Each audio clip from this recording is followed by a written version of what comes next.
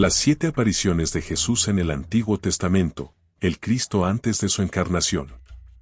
La presencia de Jesús en el Antiguo Testamento es un tema fascinante que ha sido estudiado durante siglos. Aunque su nacimiento en Belén marca el inicio de su vida terrenal, la Escritura nos muestra que Jesucristo existía desde la eternidad y se manifestó en diversas ocasiones antes de su encarnación. En teología, estas apariciones son conocidas como cristofanías, es decir, manifestaciones visibles de Cristo antes de su nacimiento en la tierra. A continuación, exploraremos 7 de las más impactantes apariciones de Jesús en el Antiguo Testamento, donde el Hijo de Dios se reveló a los patriarcas, profetas y líderes de Israel. 1. Jesús en la creación del mundo, Génesis 1, 1, Juan 1, 1 a 3, Colosenses 1, 16 a 17. Antes de cualquier teofanía visible, Jesús ya estaba presente en la creación del mundo. En el principio creó Dios los cielos y la tierra. Génesis 1, 1. En el Nuevo Testamento, Juan revela que Jesús es el Verbo de Dios, el agente de la creación. En el principio era el Verbo, y el Verbo era con Dios, y el Verbo era Dios. Todas las cosas por él fueron hechas, y sin él nada de lo que ha sido hecho, fue hecho. Juan 1, 1 a 3. Pablo también afirma que Cristo creó y sostiene el universo. Porque en él fueron creadas todas las cosas, las que hay en los cielos y las que hay en la tierra, visibles e invisibles, sean tronos, sean dominios, sean principados, sean potestades, todo fue creado por medio de él y para él. Colosenses 1, 16. Cristo es el Creador, lo que significa que estuvo presente desde la eternidad antes de encarnarse como hombre. 2. El ángel del Señor, la manifestación de Cristo, Génesis 16, 7 a 14, Éxodo 3, 2 a 6, Jueces 6, 11 a 24. A lo largo del Antiguo Testamento, aparece repetidamente una figura misteriosa llamada el ángel del Señor. Esta figura no es un ángel común, sino una manifestación directa de Dios en forma visible. Lo sabemos porque en varias ocasiones el ángel del Señor recibe adoración y habla con la autoridad de Dios mismo. En la teología cristiana, se entiende que este ángel del Señor no es otro que Jesucristo antes de su encarnación. Algunas de sus apariciones más notables incluyen: Agar en el desierto, Génesis 16, 7-1-4. Cuando Agar huye de Sara, el ángel del Señor se le aparece y le promete que su hijo Ismael se convertirá en una gran nación. Agar llama a este ser el Dios que me ve, reconociendo que había hablado directamente con Dios. A Moisés en la zarza ardiente, Éxodo 3, 2-6 se nos dice que el ángel del Señor apareció en una zarza ardiendo, pero en el versículo 6, Moisés escucha la voz de Dios mismo. Esto sugiere que Jesús se manifestó para dar a Moisés su misión de liberar a Israel. A Gedeón, Jueces 6, 11-24. El ángel del Señor se le aparece a Gedeón y lo llama a liberar a Israel de los madianitas. Gedeón le ofrece sacrificio y el ángel lo acepta, algo que los ángeles ordinarios no harían. Cada una de estas apariciones muestra a Jesús interactuando con su pueblo antes de su encarnación en el Nuevo Testamento. 3. Otras de las apariciones de Jesús más importantes e impactantes del Antiguo Testamento es la profecía del nacimiento virginal en Isaías. Desde tiempos antiguos, Dios anunció la llegada del Mesías, quien nacería de una manera milagrosa y sobrenatural. Una de las profecías más claras y directas sobre este hecho se encuentra en el libro de Isaías, donde el profeta, inspirado por el Espíritu de Dios, revela un acontecimiento que cambiaría la historia de la humanidad. En Isaías 7:14 está escrito: Por tanto, el Señor mismo os dará señal, he aquí que la Virgen concebirá, y dará a luz un hijo, y llamará su nombre Emmanuel. Esta declaración profética es crucial en la teología mesiánica, pues establece que el nacimiento del Mesías no sería común, sino una obra divina. El término virgen utilizado en este versículo ha sido objeto de múltiples estudios y debates, pero la interpretación cristiana reconoce que Isaías se refería a una mujer joven que nunca había conocido varón, lo que se cumplió en María, la madre de Jesús.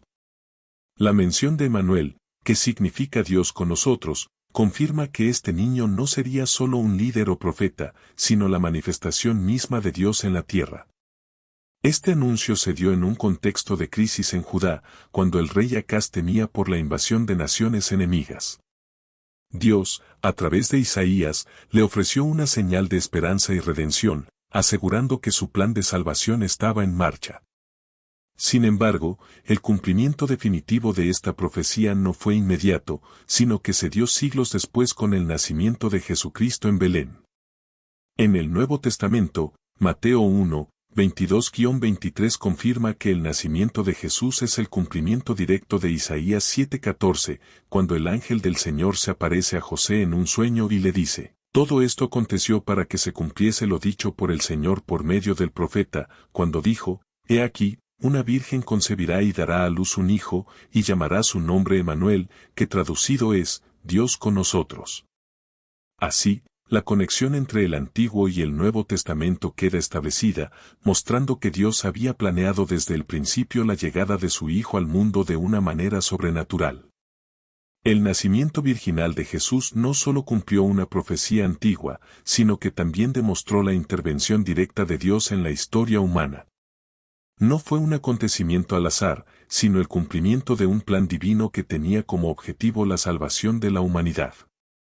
La pureza de María y su disposición a aceptar la voluntad de Dios son elementos clave en este relato, pues ella, sin comprender completamente el alcance de lo que ocurría, aceptó con humildad su papel en la redención del mundo. Este nacimiento también establece la naturaleza única de Cristo, quien es plenamente humano y plenamente divino. 4. Jesús y el siervo sufriente en el Antiguo Testamento. El Antiguo Testamento presenta numerosas profecías sobre la venida del Mesías, pero una de las descripciones más impactantes se encuentra en el libro de Isaías, donde se habla del siervo sufriente. Este pasaje profético no solo anuncia la llegada de Jesús, sino que también revela el profundo sufrimiento que experimentaría por la redención de la humanidad. En Isaías 53, 3-5 está escrito: despreciado y desechado entre los hombres, varón de dolores, experimentado en quebranto, y como que escondimos de él el rostro, fue menospreciado, y no lo estimamos. Ciertamente llevó él nuestras enfermedades, y sufrió nuestros dolores, y nosotros le tuvimos por azotado, por herido de Dios y abatido.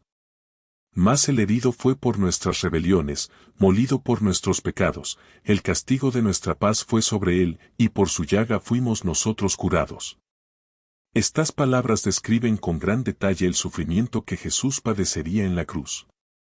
La figura del siervo sufriente es central en la teología mesiánica, pues muestra al Mesías no como un conquistador militar, sino como un hombre humilde que tomaría sobre sí mismo el castigo del pecado humano. En los Evangelios, este pasaje se cumple en la pasión y muerte de Jesús. Cada aspecto de su sufrimiento fue predicho con siglos de anticipación. En Isaías 53, 7 se menciona: angustiado él, y afligido, no abrió su boca, como cordero fue llevado al matadero, y como oveja delante de sus trasquiladores, enmudeció, y no abrió su boca. Esto se cumple cuando Jesús comparece ante Pilato y Herodes, sin defenderse ante sus acusadores, mostrando una disposición absoluta a cumplir la voluntad de Dios. Además, Isaías 53, 9 predice con precisión el destino de Jesús después de su crucifixión, y se dispuso con los impíos su sepultura, mas con los ricos fue en su muerte, aunque nunca hizo maldad, ni hubo engaño en su boca. Esto se cumplió cuando Jesús fue crucificado junto a malhechores, pero su cuerpo fue colocado en la tumba de José de Arimatea, un hombre rico. La relación entre Jesús y el siervo sufriente no es solo un cumplimiento de profecía, sino una revelación del amor de Dios por la humanidad. Isaías 53, 10-11 señala: con todo eso, Dios quiso quebrantarlo, sujetándole a padecimiento. Cuando haya puesto su vida en expiación por el pecado, verá linaje, vivirá por largos días, y la voluntad de Dios será en su mano prosperada. Verá el fruto de la aflicción de su alma, y quedará satisfecho, por su conocimiento justificará mi siervo justo a muchos, y llevará las iniquidades de ellos. Aquí se habla de la resurrección de Cristo, pues después de su sufrimiento vería el fruto de su obra, la salvación de muchos. Esta profecía nos muestra que el sufrimiento del Mesías no sería en vano, sino que traería justificación y perdón.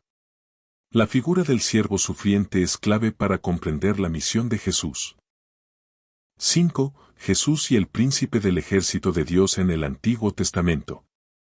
En el Antiguo Testamento encontramos diversas manifestaciones de Jesús en formas visibles, conocidas como teofanías.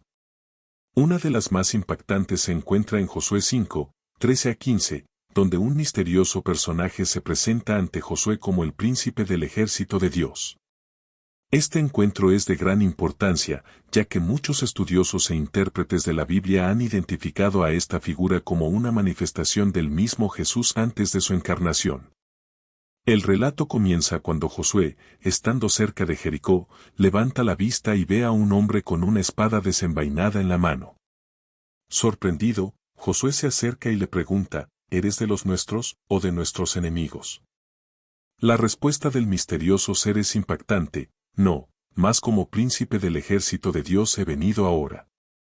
Estas palabras revelan que este personaje no es un simple guerrero celestial ni un ángel común, sino alguien con autoridad divina.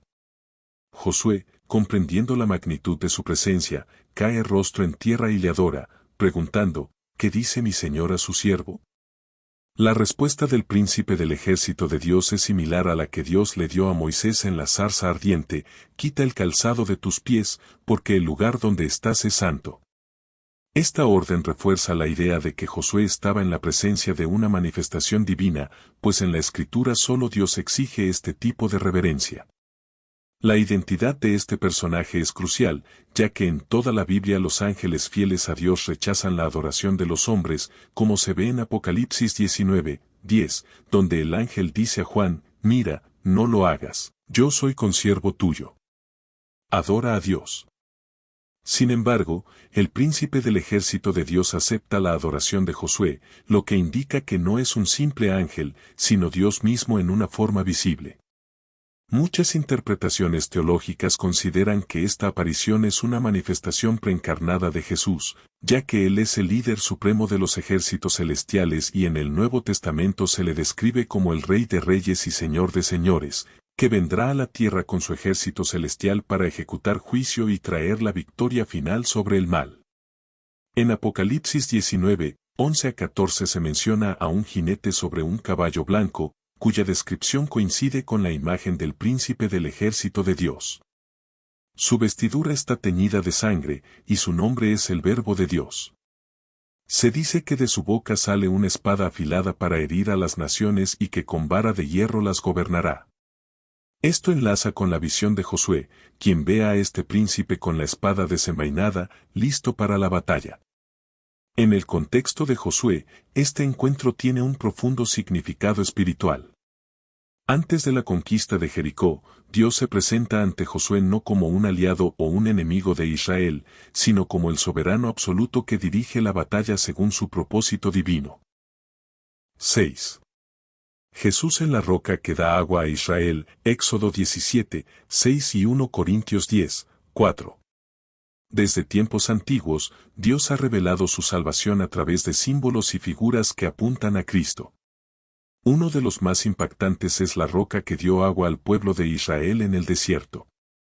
Este evento, narrado en Éxodo 17, 6, encuentra su cumplimiento en Cristo, como lo explica el apóstol Pablo en 1 Corintios 10, 4. El pueblo de Israel, recién liberado de Egipto, atravesaba el árido desierto cuando la sed los llevó al borde de la desesperación. Clamaron contra Moisés, dudando de la provisión de Dios.